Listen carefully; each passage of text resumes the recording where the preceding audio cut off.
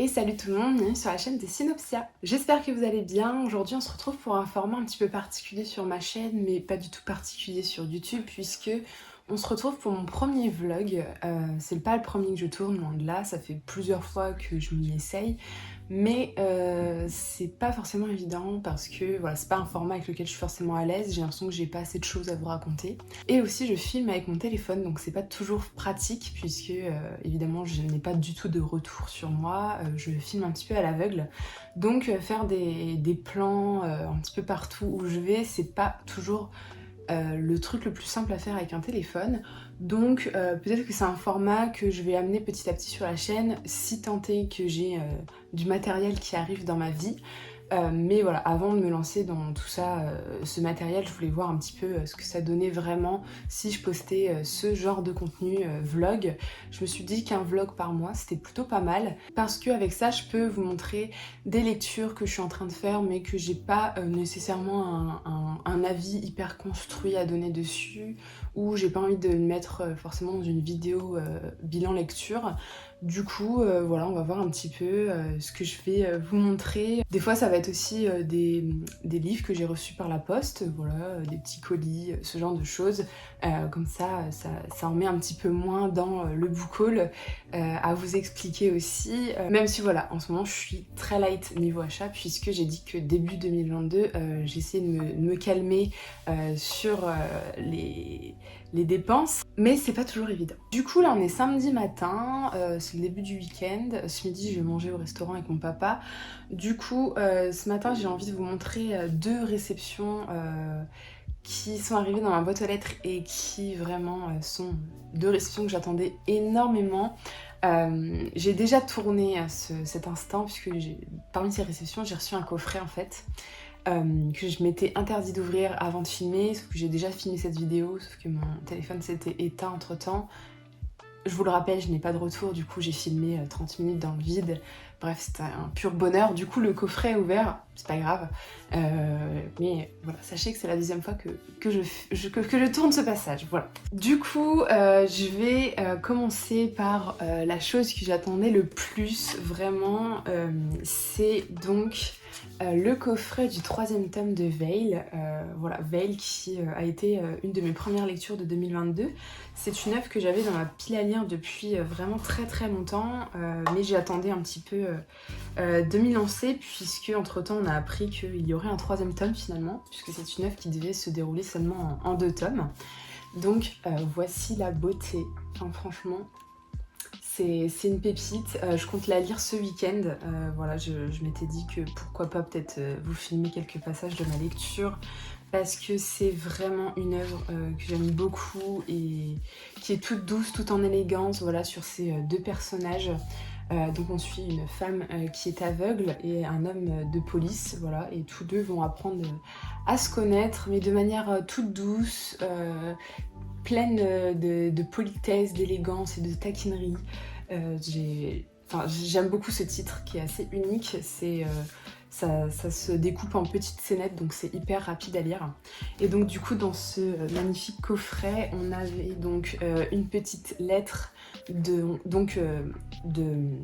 l'auteur, et donc évidemment ces deux petites cartes qui sont propres à la maison d'édition, qui aime bien glisser des petites cartes collector comme ça. Enfin, je trouve ça vraiment super chouette. Et la chose pour laquelle j'avoue j'ai pris le coffret collector, c'est ces prints qui sont juste magnifiques. Moi je suis très friande de ce genre de goodies, puisque c'est quelque chose que je peux accrocher, et c'est vraiment aussi pour le trait de coterie que j'adore cette série et qui est juste magnifique. Et voilà, j'ai qu'une hâte, c'est juste de les encadrer et de pouvoir les admirer. Mais j'avoue que je suis un petit peu déçue parce qu'ils ont fait une sélection seulement de elle et pas de lui.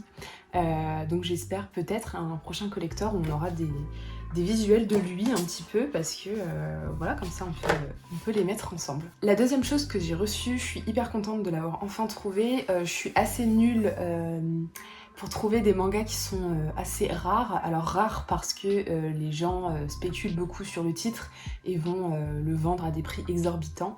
Et du coup, bah, forcément, le but c'est de pouvoir le trouver à évidemment un prix plus raisonnable. Et là je l'ai trouvé et je suis très contente parce que c'est celui qui me tentait le plus de l'autrice. Donc l'autrice qui est Kyoko Okazaki, que j'ai découvert tout récemment avec Pink. Et donc il s'agit de River's Edge. Voilà, je suis hyper heureuse de l'avoir trouvé parce que c'est celui qui me tentait le plus de sa sélection, puisqu'on parle là vraiment beaucoup de l'adolescence et de tous les désarrois qui sont autour et beaucoup de sujets de société compliqués, puisqu'on va suivre 3 personnages. Donc une fille qui a un petit ami violent, un garçon qui est homosexuel et qui subit du coup des violences de la part d'autrui, et une autre ado qui est boulimique, mais qui est la reine des beautés, et dont le destin des 3 va être un petit peu chamboulé par la découverte d'un cadavre. Du coup, voilà, River's Edge, j'ai super hâte de le lire, mais vraiment beaucoup, puisque Pink m'a fait forte impression, même m'a un peu déroutée. C'était assez spécial comme lecture et c'est ce que j'aime beaucoup avec ce genre de manga, parce que ça m'étonne toujours, et en même temps ça aborde des sujets qu'on voit pas partout et d'une manière toujours hyper osée, hyper intéressante et hyper réaliste parfois, et le tout avec toujours un petit peu d'humour, et c'est ça que j'ai beaucoup aimé dans Pink notamment, et je doute pas que celui-ci soit aussi bien. Donc voilà, là il est 10h, quelque chose comme ça, du coup je vais retourner à ma lecture. En ce moment je me suis enfin plongée dans Don't Call It Mystery. Donc je l'ai commencé hier soir, j'ai lu le premier épisode mais je me suis endormie dessus parce que j'étais un peu trop fatiguée. Hyper bonne impression pour l'instant, hyper bavard, vraiment, voilà, il faut prendre un petit peu son temps pour pouvoir le lire. Donc j'ai les 3 premiers tomes, je suis à jour dans la parution. Écoutez, c'est vraiment une petite pépite pour l'instant, ça m'a fait déjà beaucoup rire, voilà, c'est un petit peu cet effet Sherlock, puisque Totono est hyper perspicace, et en fait il va essayer de se dédouaner d'un crime qu'il n'a pas commis mais que tout accuse, dans le premier épisode en tout cas. Du coup voilà, pour l'instant je prends mon pied avec cette lecture que je déguste. Et puis voilà, quoi d'autre, je pense que je vais aller lire, et là juste après je vais tourner du coup ma vidéo qui sortira du coup demain pour moi mais bien avant pour vous. C'est ma vidéo du coup sur petit mois, petite lecture, voilà, des petites lectures pour le mois de février. Voilà, sinon je suis en train de chercher un petit peu ce que je pourrais faire d'autre comme format sur la chaîne, donc si vous avez des propositions n'hésitez pas. Et sur ce, moi je retourne à mon petit week-end, et puis on se revoit, je ne sais pas où encore.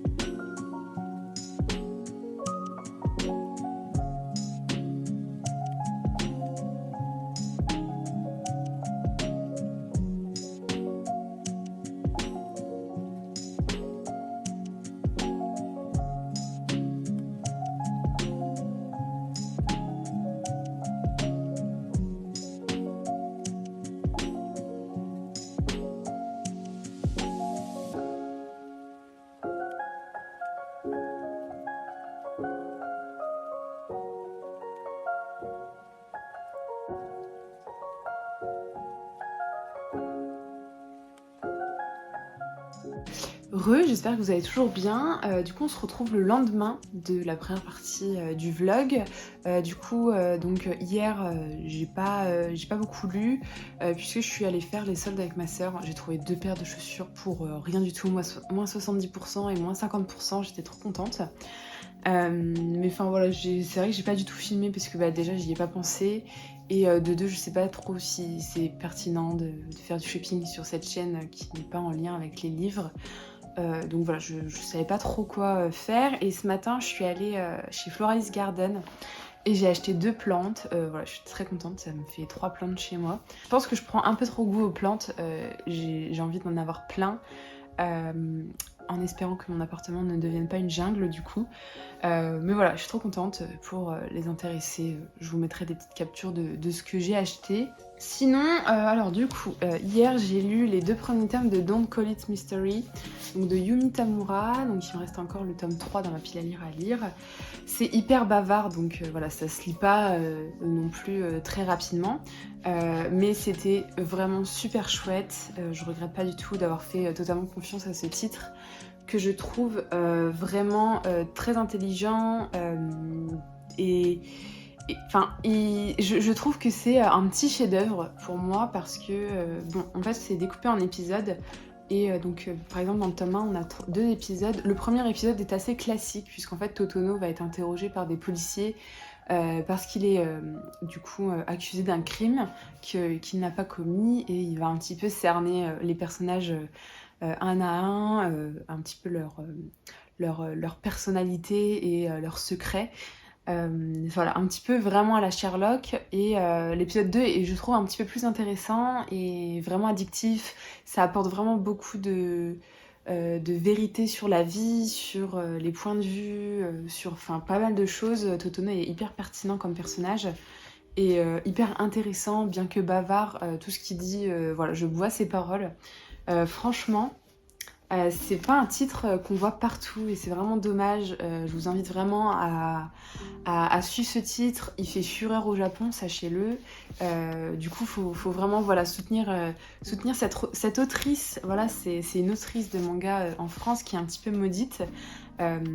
Et voilà, il n'y a pas du tout de raison qu'elle soit maudite. Donc, n'hésitez pas à foncer. Pour l'instant, il y a 3 tomes qui sont sortis. C'est vraiment un titre qui est rythmé par enquête, perspicacité, sarcasme. Enfin voilà, c'est vraiment un petit titre à la Sherlock, mais avec Totono qui est quand même assez particulier, assez bavard, et du coup qui a beaucoup de charme, je trouve.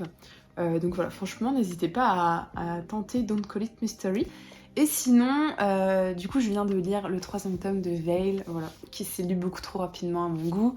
Dans ce 3e tome, par rapport aux 2 premiers, c'est vrai que pendant ma lecture, je me suis fait la réflexion que déjà les scénettes étaient un peu plus longues et que les personnages étaient un petit peu moins subtils dans leurs gestes.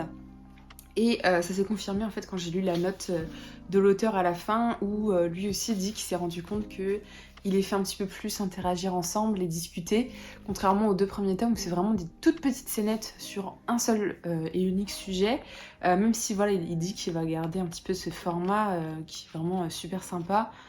Voilà, c'est une relation unique entre ces 2 personnages et toujours plein d'élégance, voilà, hyper attendrissant et plein de bonté en fait. Il n'y a que de la bonté qui se dégage de tout ça et vraiment je suis totalement fan. Et voilà, que vous dire d'autre à part de foncer. Franchement, regardez-moi ces dessins, enfin, c'est juste merveilleux. Moi, je suis totalement amoureuse. Et je pense que c'est le genre d'ouvrage qui se lit malheureusement trop rapidement, mais sur lequel je vais pas mal revenir dessus parce que voilà, c'est une lecture qui fait du bien. Là, du coup, il doit être 15h quelque chose. Du coup, je vais continuer à lire. Et je m'étais dit qu'aujourd'hui, je lirais du coup Laurent Puce, qu'on a vu vraiment partout, qui est un webtoon hyper connu et voilà, qui est sorti chez Hugo BD en français. Alors à la base, je devais pas craquer. Et puis voilà, finalement, je suis passée devant en magasin et j'ai fait bon, ok. Voilà, j'ai craqué parce qu'il est vraiment super beau. J'adore la mythologie et les couleurs sont vraiment archi chouettes. Et voilà, il n'y a que des avis positifs. Donc bah voilà, ça va être ma petite lecture du jour. Et puis sinon, voilà, petit racontage de vie. Mais je vais certainement continuer à jouer à Pokémon Diamant étincelant juste après parce qu'il faudrait que je le termine un jour. Donc voilà, c'est tout pour moi.